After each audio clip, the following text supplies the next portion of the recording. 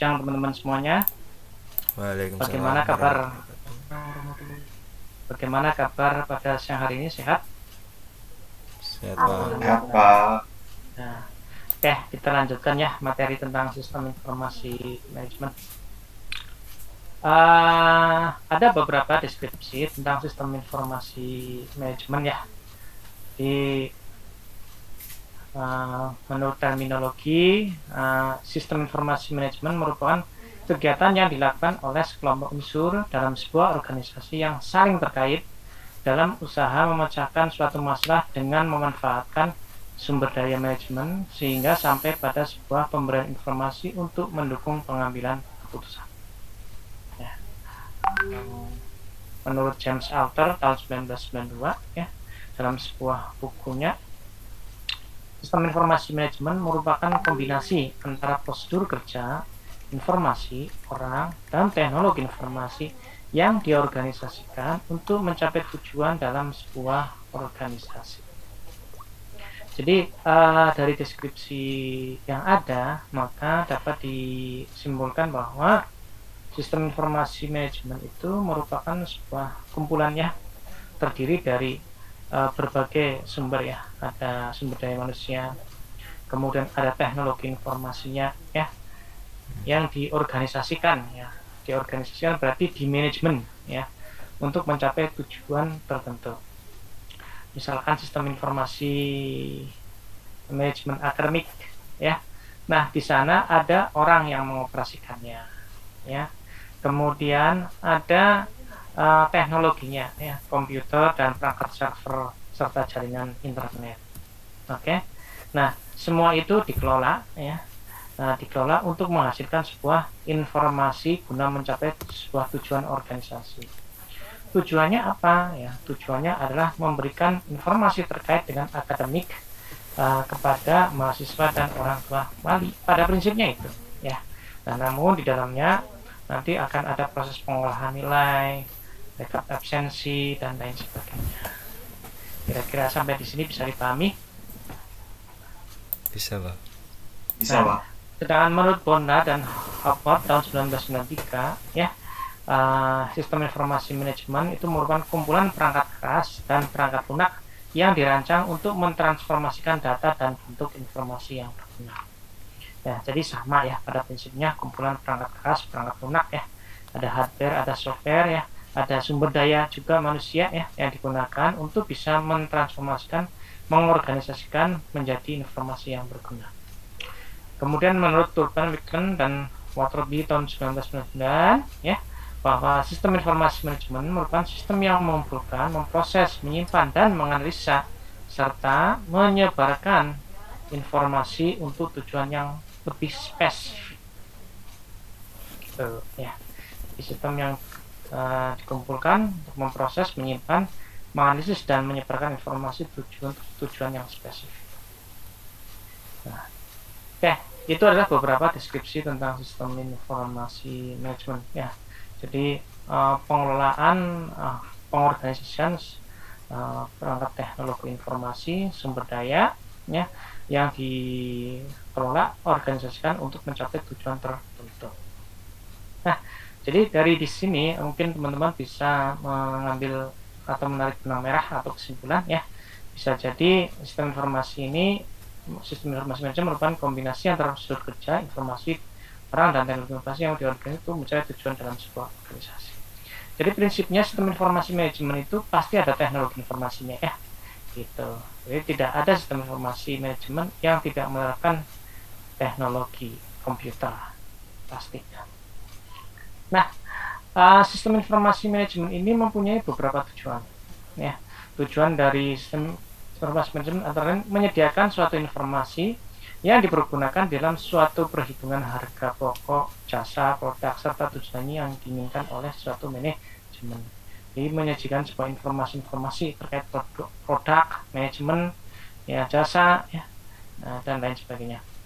Kemudian sistem informasi manajemen ini juga dapat mempunyai tujuan ya, untuk menyajikan suatu informasi yang dipergunakan di dalam suatu perencanaan, pengendalian, evaluasi, serta juga perbaikan secara berkelanjutan ya. Jadi menyediakan nih misalkan sistem informasi akademik ya. Di sana ada perencanaannya apa? Perencanaannya adalah sistem ini dibuat untuk bisa memberikan informasi kepada sivitas akademika, ya, lebih tepatnya sivitas akademik. Karena sivitas akademika itu terdiri dari dosen, mahasiswa, dan alumni, ya, serta orang tua. Ya, memberikan informasi kepada sivitas akademika. Ya, untuk apa? Bisa mengendalikan, ya, memberikan informasi ini sebagai kendali, ya. Mahasiswa A semester ini nilainya berapa, semester ini nilainya berapa, semester ini nilainya berapa. Sehingga dari sana akan memperoleh suatu track record dari nilai mahasiswa itu sendiri, ya, berapa saja nilai-nilainya gitu. Oke, selanjutnya dengan melihat track record yang ada, maka perlu dilakukan evaluasi seperti pendidikan, dievaluasi, ya. Kemudian ternyata ini karena kurang belajar, ya, karena kurang serius dalam perkuliahan, ya, sehingga perlu perbaikan berkelanjutan, ya, gitu. Oke. Kemudian menyediakan suatu informasi untuk pengambilan suatu keputusan. Dan sistem informasi manajemen juga berfungsi nih untuk memberikan suatu pengambilan keputusan, ya. Misalkan sistem informasi penjualan, ya, teman-teman. Sistem informasi manajemen penjualan. Nah, di sana ada beberapa produk-produk yang diinventory, yang dicatat, kemudian dijual, ya. Setelah dijual, ini nanti akan terlihat produk-produk mana yang kerap atau sering cepat habis gitu, dan produk-produk mana yang jarang habis, ya.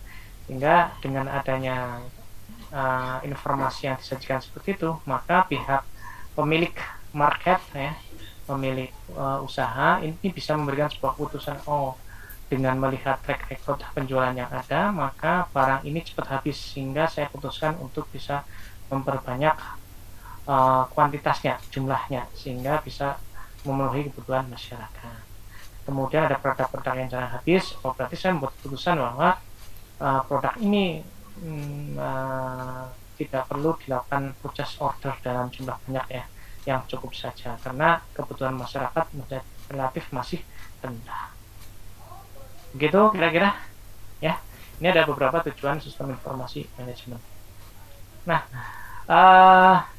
dari sana sebetulnya kita juga bisa melihat, ya, berdasarkan bahkan, ya, di sistem informasi manajemen ini yang merupakan prosedur kerja, ya, pengorganisasian kerja yang terdiri dari beberapa unsur-unsur, ya. Tadi ada informasi, ada sumber daya manusianya, dan ada teknologi informasi, ya. Jadi sumber-sumber ini, elemen-elemen ini saling bekerja, diorganisasikan, ya, untuk mencapai tujuan suatu organisasi. Tujuannya apa? Menyajikan data dan informasi sesuai dengan kebutuhan user. Begitu. Nah, informasi itu apa saja? Banyak, ya. Ada informasi berupa data, informasi berupa gambar, ya, informasi berupa angka, informasi berupa suara, ya. Kemudian human, ya, manusia ini melakukan operating, ya, melakukan input, dan lain sebagainya, ya. Kemudian teknologi informasi itu perangkat keras dan perangkat lunak yang digunakan untuk melakukan proses pengolahan data. Oke. Nah, dari sini teman-teman bisa lebih paham dengan melihat bagian ini. Ya. Iya, Pak. Paham, ya? Oke. Nah, apa sih effort, ya, atau dampak dari pengolahan sistem informasi sebentar.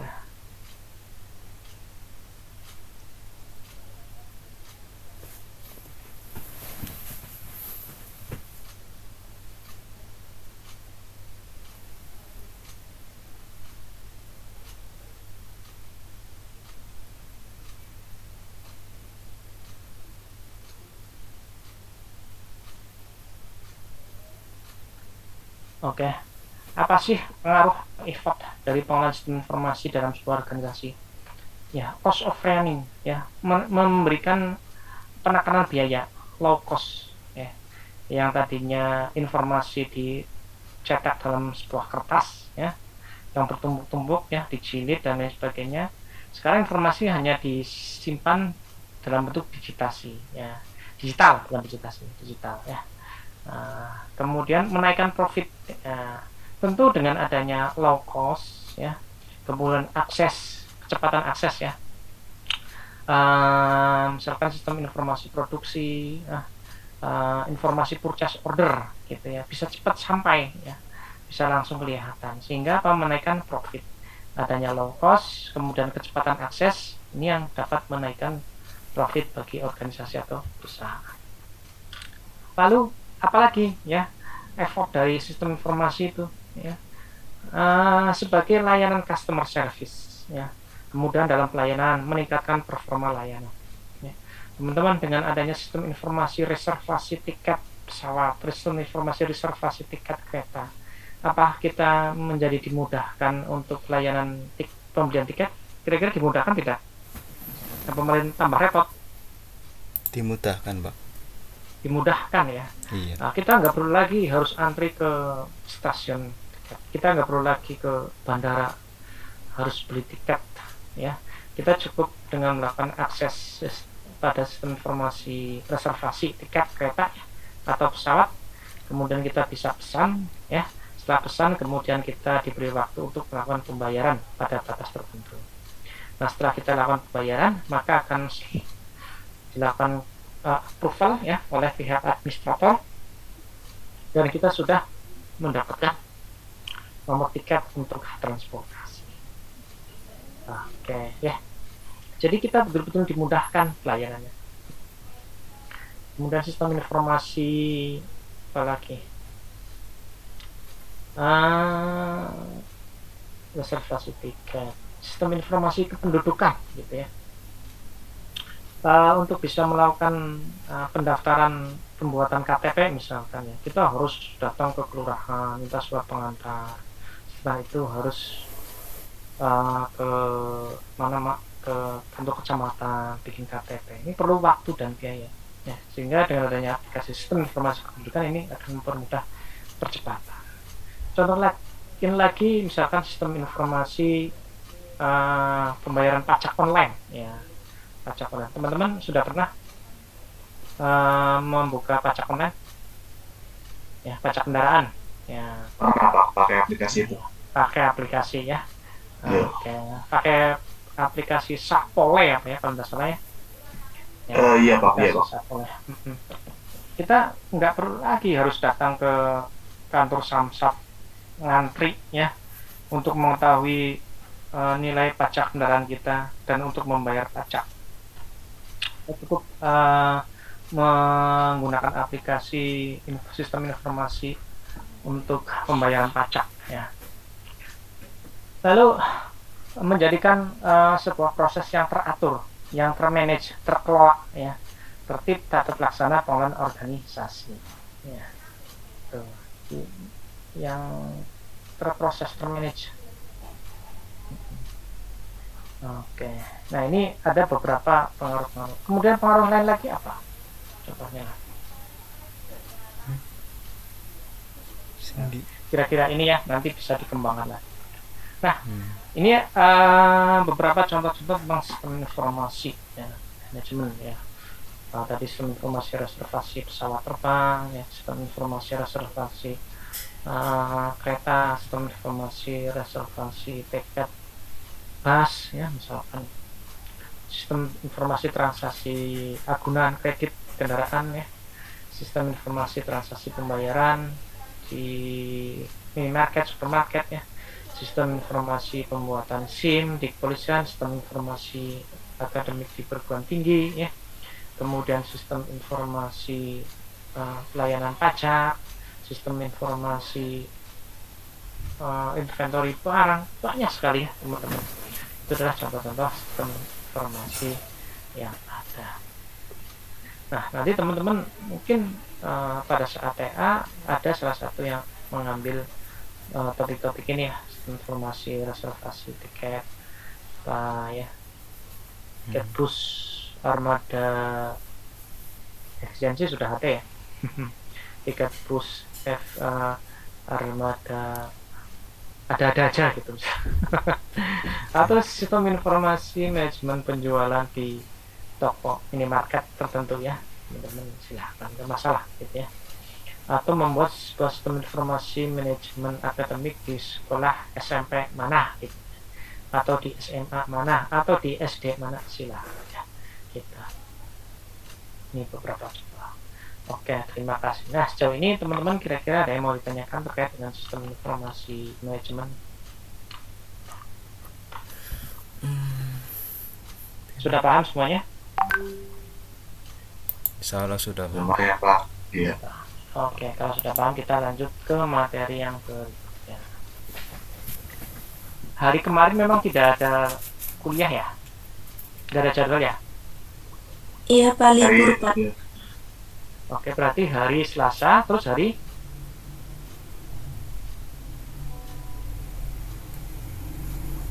Selasa hari apa lagi? Gimana sih Pak maksudnya? Nggak kuliah berarti hari Selasa, terus hari apa lagi? Hari Rabu, hari Kamis ya?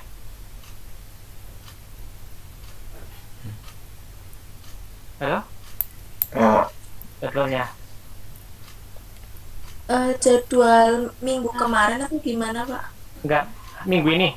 Setiap minggu itu jadwalnya setiap hari apa aja? Selasa, Kamis, Jumat Pak. Oh, Selasa, Kamis, Jumat. Oke. Next.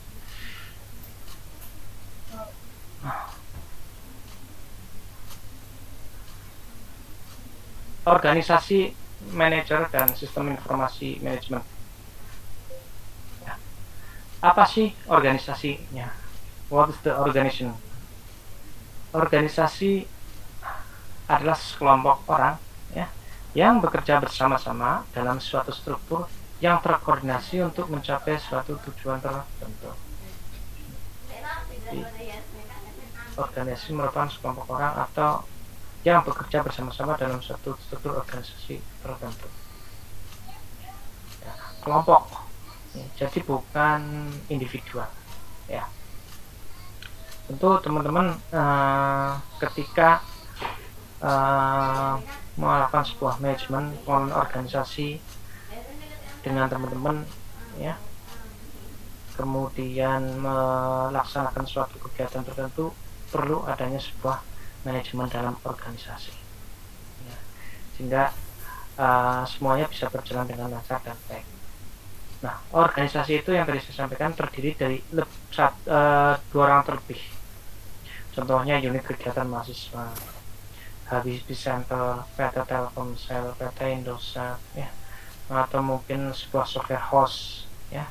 Nah, kita tidak bisa mungkin dapat bekerja sendiri tanpa adanya kolaborasi ya, kolaborasi dengan individu lain ya gitu. Sehingga hasil yang dicapai pasti akan menjadi lebih optimal dan lebih baik ya. Nggak perlu dilakukan sebuah organisasi.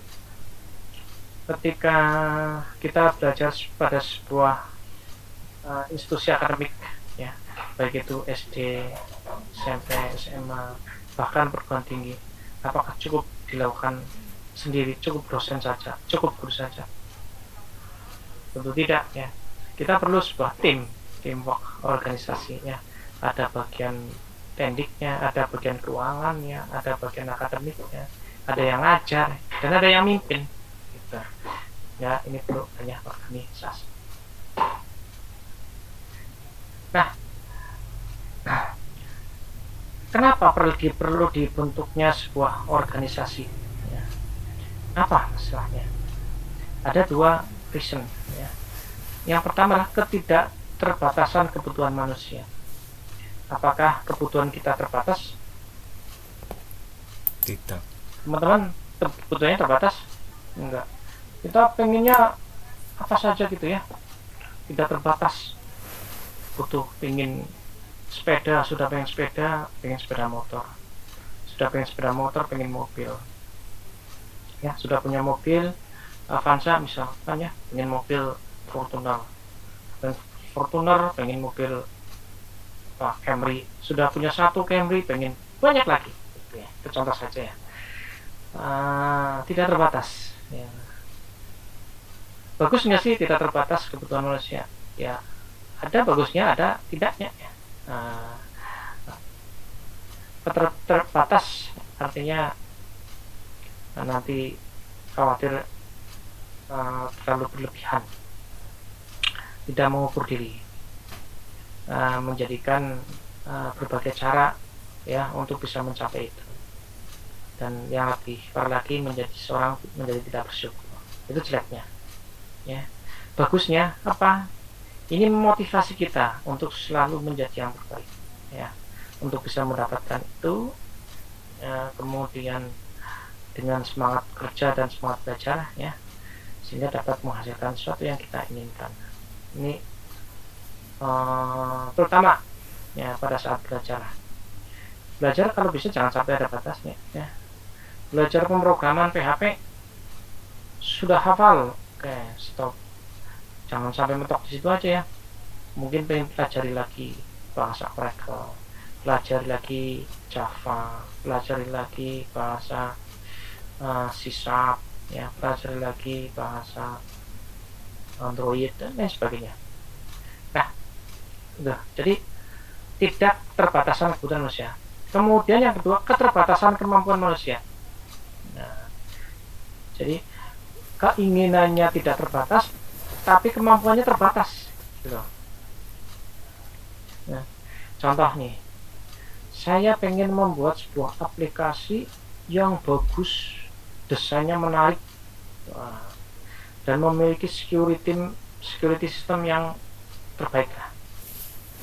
Itu kan keinginannya terbatas ya, tidak terbatas, pokoknya aplikasinya menarik, desainnya oke ya, simple, security systemnya bagus. Itu keinginannya. Tetapi punya keterbatasan. Apa terbatasnya? Saya hanya bisa atau jago di programming saja ya, saya hanya jago di programming saja. Untuk desain saya kurang jago. Nah, untuk mewujudkan keinginan saya yang tidak terbatas tadi, desainnya menarik, mudah, simple, security systemnya bagus, bagaimana caranya? Maka perlu adanya add person ya, tambahan personal.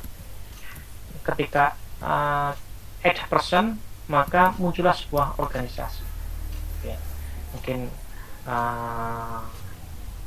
organisasi kecil ya, small organization ya, software house gitu ya, atau mungkin ngumpulin unit kegiatan mahasiswa ya, ada terdiri dari 5 atau 6 orang, buatlah sebuah aplikasi yang terdiri dari ada programmernya, ada desainernya ya, kemudian ada yang jago jaringannya juga. Itu ini dari sana, dari kedua hal itu maka bentuklah organisasi. Nah, organisasi ini juga terbentuk terdiri dari 2 cara. Yang pertama adalah secara spontan. Spontan itu berdasarkan suatu kebutuhan ya, kebutuhan yang mendesak ya, sehingga dilakukanlah secara spontan buat sebuah grup. Yang berikutnya secara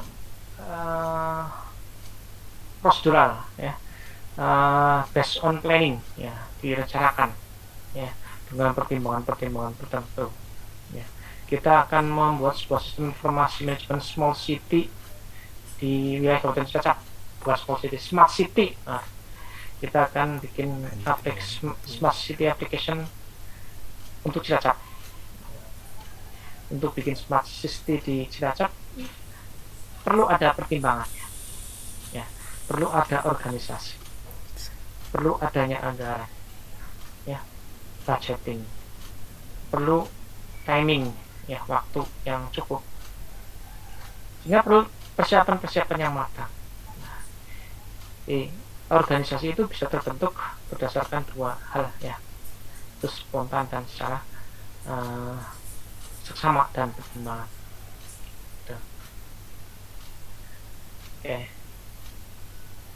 Nah, organisasi vs manajemen. Organisasi sifatnya statis ya, sebagai wadah, sebagai wadahnya. Unit kegiatan mahasiswa ya, itu sebagai wadahnya ya. Sedangkan manajemen sifatnya dinamis. Manajemen itu yang menyelimuti kegiatan organisasi itu ya. bagaimana organisasi itu, wadah itu bisa hangat, ya, maka perlu diselimuti oleh sebuah manajemen agar organisasinya hidup, nggak dingin. Kalau dingin kan beku, diem, ya, maka perlu diselimuti dengan adanya sebuah manajemen. Manajemen itu sifatnya dinamis, bisa berubah tergantung kondisi. Nah, jadi kalau manajemen saklek, ya udah berat, ya, perlu adanya perbaikan, ya, secara berkelanjutan, kemudian melihat kondisi internal eksternal yang berjalan sesuai dengan kebutuhan. Lalu manajemen dibutuhkan untuk menjaga keseimbangan di antara tujuan yang mungkin berbeda di antara para stakeholder, ya. Ini di antara pemilik, karyawan, konsumen, kreditor, supplier, pemerintah, asosiasi, ya. Ini diperlukan sebuah manajemen. Kemudian untuk mencapai efisiensi dan efektivitas dalam mencapai suatu tujuan. Nah, nggak jelas beda antara organisasi versus manajemen. Organisasi itu wadahnya, ya, wadahnya itu sifatnya status tetap, ya, wadah perguruan tinggi, ya udah perguruan tinggi aja. Udah UKM, wadah BEM ya BEM aja, jangan lupa. Tapi manajemennya yang sifatnya dinamis, berubah, gitu, ya. Nah, seseorang yang melakukan manajemen itu disebut dengan manajer, ya. Teman-teman sudah pernahkah menjadi seorang manajer? Belum pernah, Pak. Ya, saya kan pernah manajer untuk diri sendiri.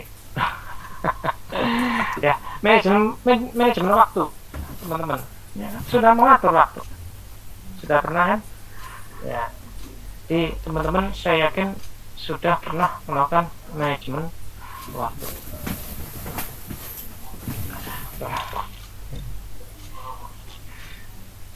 Nah, dinamakan dengan seorang manajer, seseorang yang bertanggung jawab utamanya melakukan proses manajemen. Itu hal yang paling kecil, ya, manajer untuk diri sendiri. Ya, tentu yang akan lebih luas lagi ketika nanti teman-teman sudah terjun pada dunia bisnis, dunia usaha, dan menjadi seorang manajer. Ini sangat baik sekali, ya. Harapannya mungkin teman-teman nanti ke depan bisa bekerja dan bisa menjadi seorang manajer, pengatur, pengelola, ya. Kemudian manajer itu siapa? Ya, manajer adalah seseorang yang bisa merencanakan, membuat sebuah decision, keputusan, kemudian melakukan organizing, mengorganisasikan, mengatur, mempunyai kemampuan untuk leading, memimpin, ya, dan mengendalikan sumber daya manusia baik secara finansial, fisik, dan informasi. Jadi mampu memimpin, ya, mengorganisasikan, ya, si A tugasnya ini, si B tugasnya ini, si C tugasnya ini, dikendalikan, ya. Si A punya tugas ini, si A punya tugas X, si B punya tugas Y. Jangan sampai nih si A ngerjain si Y, si B ngerjain si X, karena ini akan berbenturan dengan kemampuan. Diatur, dikendalikan. Jangan sampai ada timbul masalah konflik interest. Ini juga menjadi suatu masalah. Oke, ya, teman. Ya. Sudah.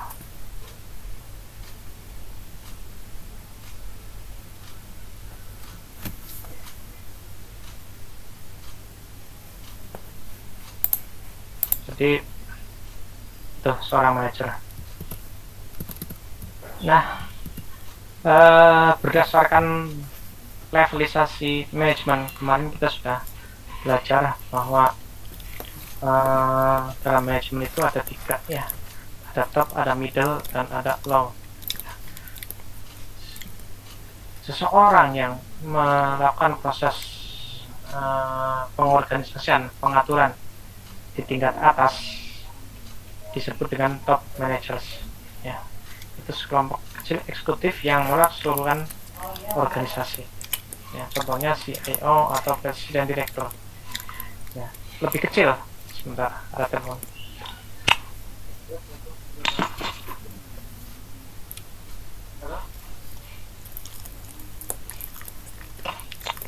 Halo?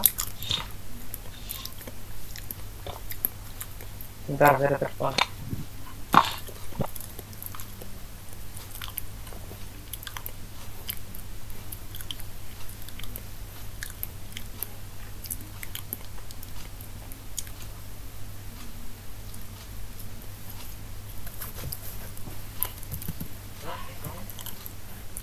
Dan manager ya tuh, jadi dia yang akan melaksanakan teknis di lapangan.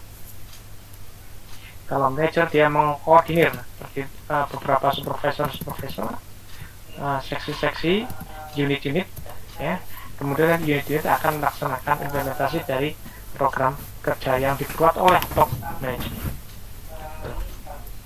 Nah, ini adalah beberapa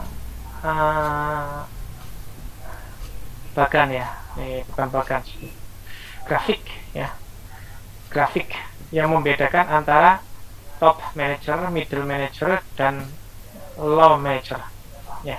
Kalau dilihat dari sisi plan ya, maka akan yang lebih banyak berpikir untuk perencanaan ke depan adalah top manager ya, bila dibandingkan dengan manager tingkat tengah ya, atau middle.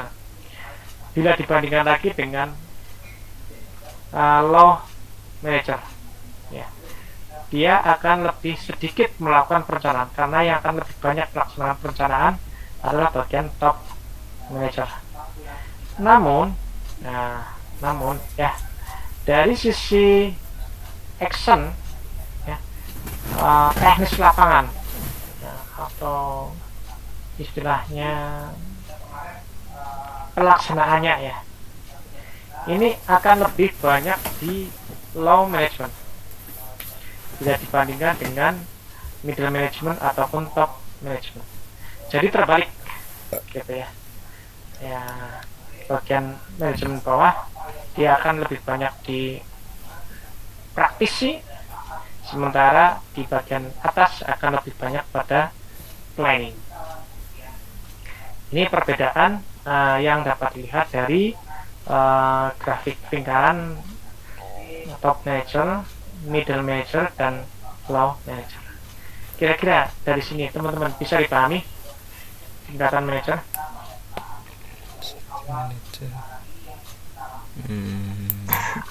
Misi bisa Pak. Bisa ya, oke.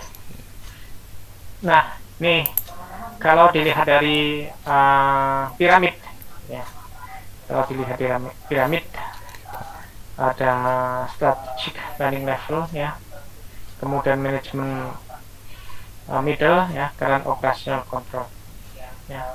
Semakin ke atas maka akan semakin mengerucut ya, semakin atas akan semakin mengerucut. Nih.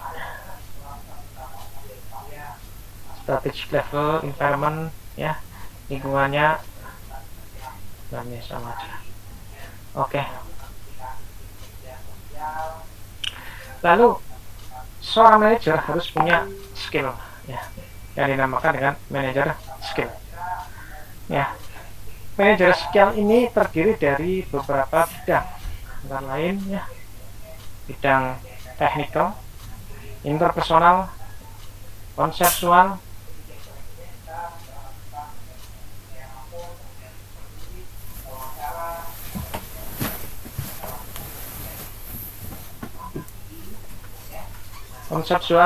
ya, kemudian diagnosa ya, komunikasi, dan pengambilan keputusan, decision making ya. Nih, seorang manajer dalam sebuah manajemen harus punya kemampuan dalam bidang teknik, interpersonal, konseptual ya, kemudian diagnosa, komunikasi, dan pengambilan keputusan. Dari sisi teknikal ya, yaitu keahlian yang diperlukan untuk menyelesaikan atau memahami jenis kerja tertentu yang dilaksanakan dalam suatu organisasi. Kemudian interpersonal, yaitu kemampuan untuk memahami, memotivasi, dan berkomunikasi dengan individu maupun kelompok. Selanjutnya konseptual, yaitu kemampuan untuk memahami dan memandang organisasi sebagai satu kesatuan. Bagaimana semua bagian dalam organisasi bisa berjalan bersama oleh keputusan yang berbasis pada kepentingan keseluruhan organisasi. Kemudian mampu melakukan diagnosa ya, karena untuk memilih jawaban yang tepat. Mampu berkomunikasi baik di tingkat kecil maupun tingkat yang lebih luas ya, untuk menyampaikan ide dan informasi. Selanjutnya seorang manajerial juga harus punya kemampuan untuk mengambil keputusan yang cepat dan tepat. Seorang manajer itu tugas beratnya apa? Paling berat adalah tanggung jawab yang paling berat. Seorang manajer harus berani bertanggung jawab. Ya, di samping ini belum masuk ya tanggung jawab tadi.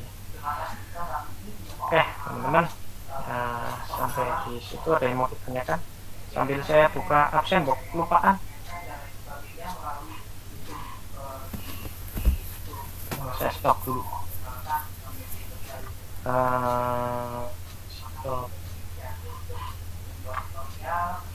Ini kelas B ya? Iya, Iya, Pak. Iya.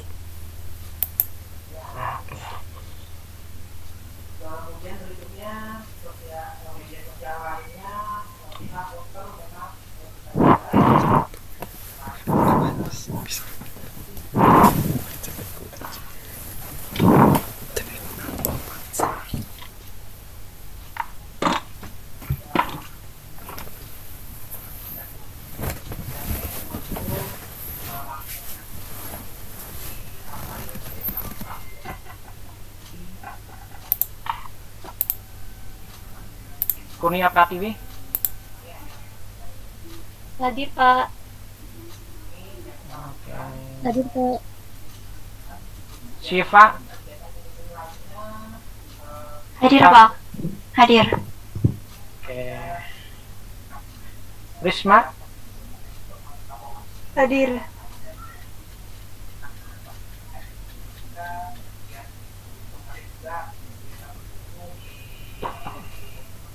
Anggi. Hadir Pak. Risma tadi ya. Syifa. Iya hadir. Endah. Hadir, Pak. Imas. Imas Hadir, Pak Pak. Imas. hadir. Om Mira. Hadir, Pak. Yudhistira. Yudhistira. Yudhistira. Ada Yudhistira. Ramadan. Dia Udin. Hadir, Pak. Lucy. Lucy Purwiati. Faiz.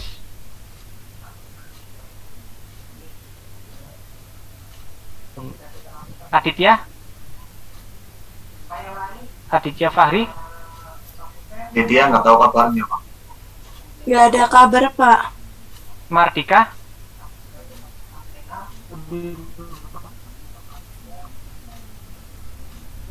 Afik. Hadir, Pak. Tiffany. Hadir, Pak. Prasetyo. Hadir, Pak.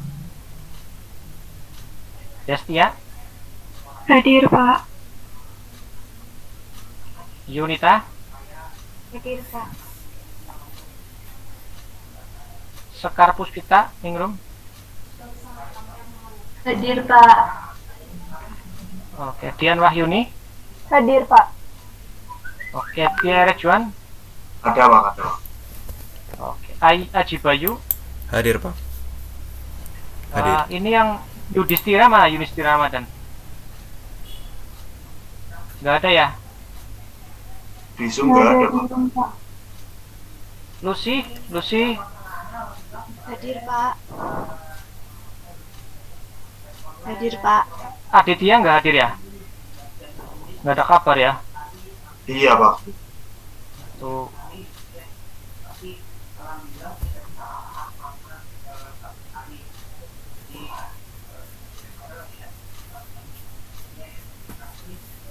Jam ke 6 Ini jam keberapa ya? 6.7 atau 7.8 ya? 6.7 Pak.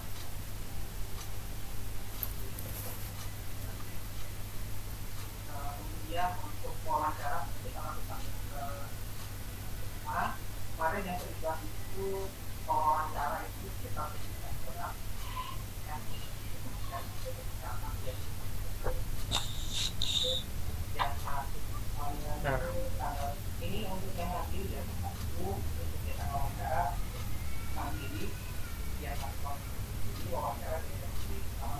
waduh ini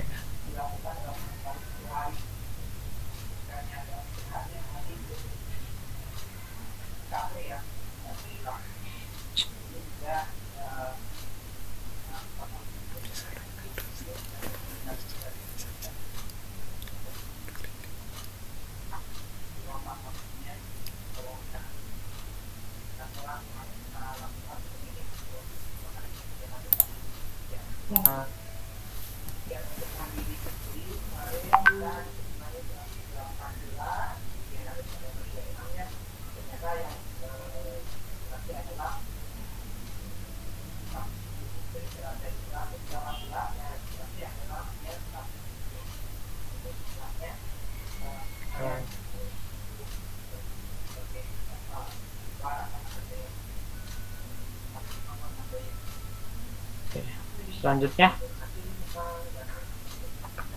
ini sama kayak tadi ya, sistem ya, kemarin juga sudah belajar ya, sekumpulan elemen unsur yang bekerja bersama-sama yang saling mempengaruhi, saling terkait untuk mencapai tujuan tertentu ya. Sistem komputer, software, hardware, firmware, dan seterusnya. Kemarin sudah ya. Nah, sistem informasi ya.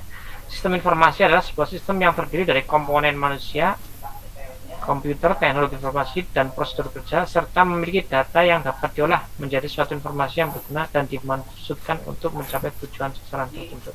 Ya, jadi sistem informasi manajemen ya itu pada prinsipnya hampir sama. Ya. Nah, pada hampir sama. Hanya nanti perbedaannya letak pada deskripsinya, yaitu kalau sistem informasi manajemen nanti akan ada tambahan pengelolaan, ya, pengorganisasian. Pengorganisasian. Jadi komponen manusia, komputer, teknologi informasi ya diorganisasikan, di manajemen, diatur ya sehingga dapat menyajikan informasi untuk tujuan tertentu.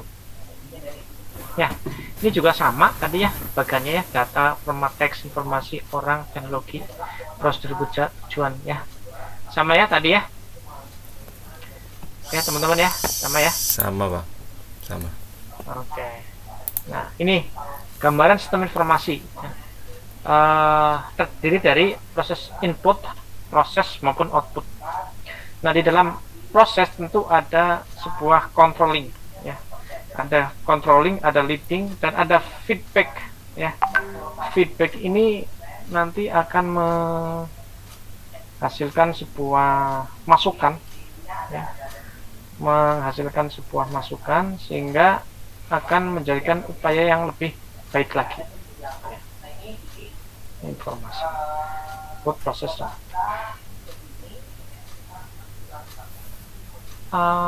sama ya tadi ya.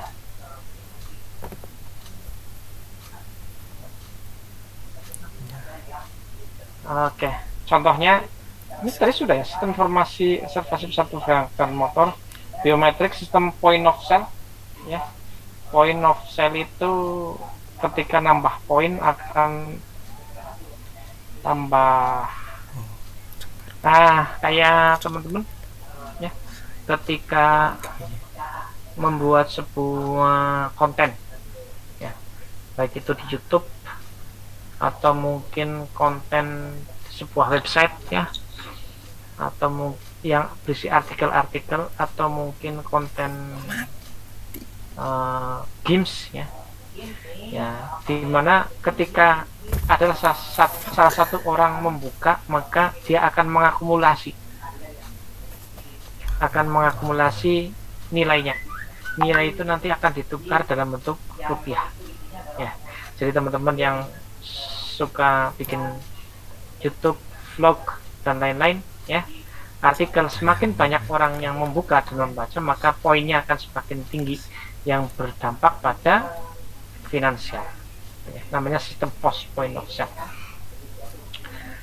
Kemudian sistem smart card, sistem berbasis kartu cerdas. Smart card ini misalkan contohnya ya ATM, kartu mahasiswa ya, bisa dijadikan sebagai ATM dan juga bisa dijadikan IPAI pembayaran ya. Mungkin nanti bisa dikembangkan dalam pembayaran warung, mungkin ya, kantin Politeknik Cilacap gitu ya, nanti bisa dibuat itu sistem IPAI. Teman-teman buat saldonya, pulsanya, uangnya gitu ya. Nanti di sana yang akan menukar di warungnya, nanti di dalam bentuk IPAI. Sistem layanan akademik berbasis website, kemudian e-government atau sistem informasi layanan pemerintah yang berbasis internet ya. Jadi banyak sekali teman-teman contoh sistem informasi manajemen yang ada ya. Tinggal teman-teman nanti akan pilih coba mengembangkan sistem informasi manajemen yang seperti apa. Lalu kemampuan sistem informasi manajemen informasi ya, melaksanakan operasi yang berhubungan, volumenya besar dan memerlukan akses yang cepat dan tinggi, menyediakan komunikasi dalam organisasi atau antar organisasi yang murah, akurat dan cepat, lalu menyimpan informasi dalam jumlah yang sangat besar, ruang yang kecil tapi mudah diakses, kemudian memungkinkan akses informasi yang sangat banyak di seluruh dunia dengan cepat dan murah, memungkinkan efektivitas dan efisiensi orang-orang yang bekerja dalam kelompok dalam suatu tempat atau pada beberapa lokasi, lalu menyajikan informasi dengan jelas yang menggugah pikiran manusia. Ini banyak ya kemampuan sistem informasi. Tadi kemampuan sistem informasi sama ya, tujuannya meningkatkan produktivitas yang berdampak pada profit, pengurangan biaya, peningkatan decision making, pengambilan keputusan ya, meningkatkan layanan kepada customer service ya, serta pengembangan aplikasi yang strategis dan baru. Oke teman-teman, itu tadi secara umum deskripsi dari sistem informasi manajemen ya, dan beberapa contoh-contoh sistem informasi manajemen yang ada yang teman-teman nanti bisa kembangkan. Materinya sudah di share ya. Di mana? Sampai dengan bab ini sudah di share teman-teman. Via e-learning. Via e-learning, Pak. Aduh iya saya lupa. Learningnya karena keasikan langsung kayak gini, malah saya belum sempat lagi buka learningnya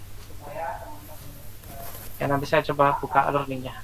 Oke, itu sudah saya kirim dulu via WhatsApp group sekalian nih teman-teman.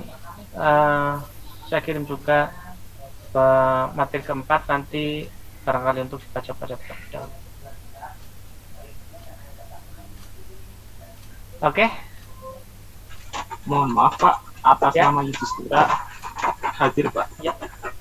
Yudhistira hadir. Maaf tadi keputus Pak. Oke.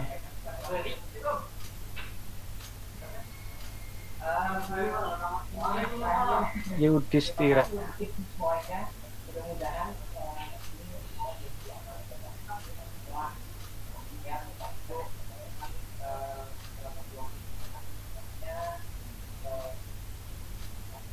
Oke, baik. Terima kasih. Ada mau ditanyakan? Kalau tidak ada, saya rasa cukup ya. Kita lanjutkan hari Kamis ya, teman-teman ya. Iya. Oke, akhir kata. Assalamualaikum warahmatullahi wabarakatuh. Waalaikumsalam. Waalaikumsalam warahmatullahi wabarakatuh. Terima kasih, Pak. Terima kasih Pak. Sama